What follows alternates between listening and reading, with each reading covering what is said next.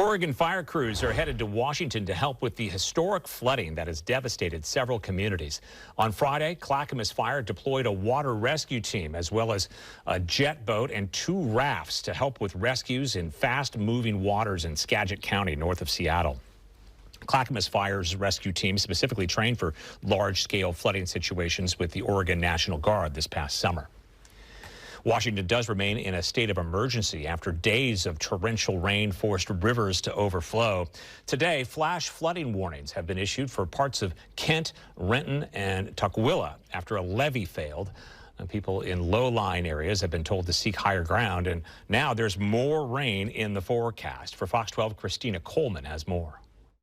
There was a break in the rain in this area over the weekend, and during this time, a number of residents returned to their homes and businesses to see what was left after all of that flooding. Take a look at this video. In some areas, residents were told they could return home if the roads are safe into their neighborhoods, and now some are going through their soaked belongings, letting some items dry out and tossing what's been destroyed as they process the days of torrential rain that pounded this area last week and led to widespread flooding. Crazy to just see it that high and look out your back window and to see a lake. There's a lake out there that's not supposed to be there.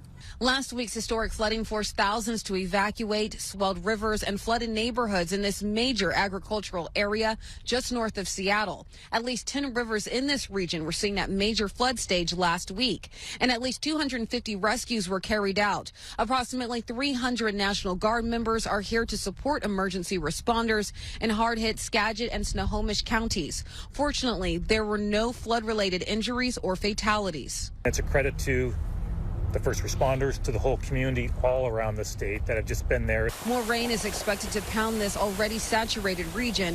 Fox weather forecasts the Pacific Northwest will be dealing with several atmospheric river events this week, though they do not appear to be as impactful as last week's system. But this time, gusty winds are expected. We're looking at a 75% chance of at least 45-mile-per-hour gusts, about a 50% chance of gusts over 50. That's significant. We are completely saturated. There are still trees submerged. Local authorities say it could be days, if not weeks, before they're able to assess all of this damage. Reporting from Snohomish, Washington, Christina Coleman, Fox 12, Oregon.